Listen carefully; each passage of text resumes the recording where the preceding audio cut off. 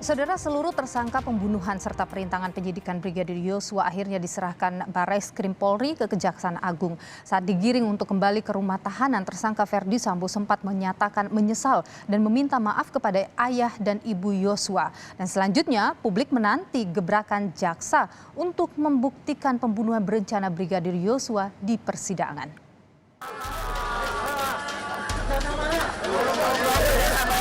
Rabu 5 Oktober, Ferdy Sambo tersangka pembunuhan berencana Yosua Huta Barat diserahkan ke Kejaksaan Agung.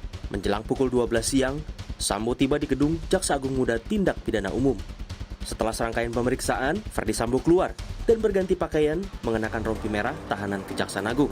Selain ekspresinya datar, tak banyak kata yang keluar. Namun, sebelum diantar balik ke tahanan, Ferdy Sambo menyatakan penyesalannya. Ia juga meminta maaf pada orang tua Yosua. Menjalani semua proses hukum. Istri saya tangan Bapak lepas, Pak. Bapak saya pegang. Tidak melakukan apa-apa, justru menjadi korban. Saya menyampaikan permohonan maaf kepada pihak-pihak yang sudah terdampak atas perbuatan saya, termasuk Bapak dan Ibu dari Yosua. Terima kasih. Ferdy Sambo tak sendiri. Sang istri, Putri Chandrawati, juga telah diserahkan ke Kejagung. Febri Diansyah, kuasa hukum Putri Chandrawati, menyatakan tim kuasa hukum kini fokus membaca berkas dan detail bukti yang sudah diterima. Febri berharap majelis hakim dapat objektif dan adil dalam memutus tindak pidana ini. Pak Ferdy Sambo kan juga sudah kita lihat keluar dan menyampaikan sesuatu.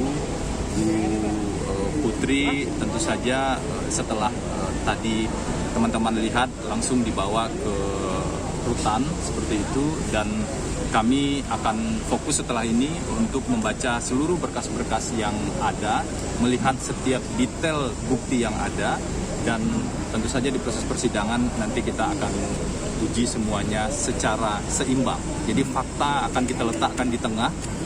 Nanti kami berharap tentu saja majelis hakim juga, kami percaya juga pada majelis hakim akan objektif dan adil dalam hal ini. 3 tersangka pembunuhan berencana lainnya, yakni Kuat Ma'ruf, Ricky Rizal, serta Richard Eliezer juga diserahkan ke Kejaksaan. Tidak cuma kasus pembunuhan berencana, Kejagung juga menyiapkan dakwaan kepada tersangka perintangan penyidikan atau obstruction of justice. 6 tersangka selain Ferdy Sambo juga diperlihatkan ke publik kemarin.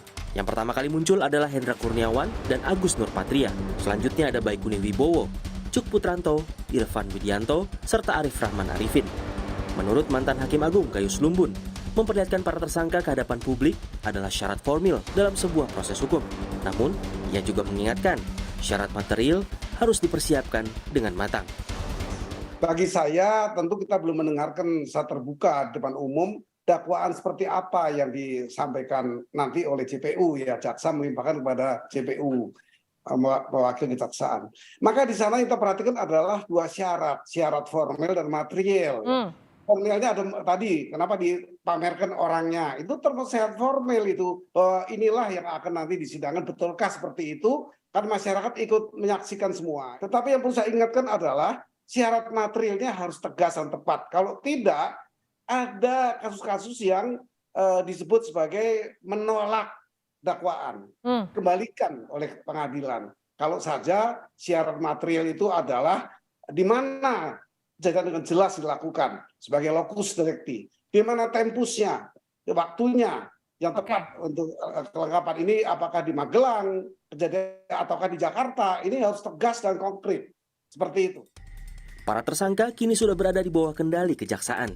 Bola panas kasus pembunuhan Yosua kini ada di tangan para jaksa. Jaksa Agung Muda Tindak Pidana Umum memastikan tak ada intervensi dalam kasus ini. Dan tentang pengamanan jaksa, bagaimana supaya diintervensi, kami sudah punya sistem untuk melakukan itu. Jaksa kami jaga integritasnya, profesionalismenya. Saya yakin benar, intervensi tidak ada, ya.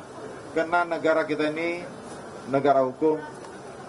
Saat ini kami pastikan Kejaksaan Agung tidak bisa diintervensi. Ucapan Jampidum ini adalah respon atas berbagai kekhawatiran yang muncul di media. Hal ini ditegaskan Barita Simanjuntak, Ketua Komisi Kejaksaan. Sebab kan di berbagai media sudah dibicarakan ada kekhawatiran dan dugaan-dugaan. Dan dalam beberapa kesempatan juga dalam koordinasi kami, beliau menyampaikan hal yang sama. Bahwa tidak akan ada intervensi di luar hukum karena karena penuntut dalam melaksanakan kekuasaan negara di bidang penuntutan ini adalah dijamin sepenuhnya oleh undang-undang, akan dijalankan secara merdeka. Dan rangkaian dari proses hukum yang sedang berjalan, yang saat ini ada di kejaksaan, yang kita sebut penuntutan, akan segera dimulai. Dan tadi Jaksa Agung Muda Pidana Umum juga memastikan hari Senin akan ada pelimpahan ke pengadilan. Dan itu artinya mulai hari Senin itu proses penuntutan dalam sidang pengadilan akan kita nantikan jadwalnya, yang sidang pertama itu diawali dengan pembacaan dakwaan. Sidang Verdi Sambo akan dimulai usai berkas perkara dan tersangka pembunuhan Yosua Huta Barat dilimpahkan ke Pengadilan Negeri Jakarta Selatan 10 Oktober 2022. 75 jaksa nantinya akan bertugas mengawal sidang kasus Sambo. 30 jaksa untuk kasus pembunuhan berencana Yosua Huta Barat dan 45 jaksa untuk kasus obstruction of justice.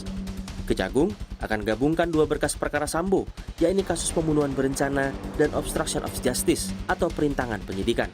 Sejumlah barang bukti telah diserahkan ke kejaksaan, diantaranya 4 buah pistol beserta magasin dan pelurunya, 1 senjata laras panjang, sejumlah dokumen, dan dikemas dalam 6 kotak kontainer. Bagaimana nantinya proses hukum Verdi Sambo akan bergulir? Yang pasti, kasus ini harus dikawal karena publik menanti jawaban keadilan atas kematian Yosua. Tim Liputan, Kompas TV.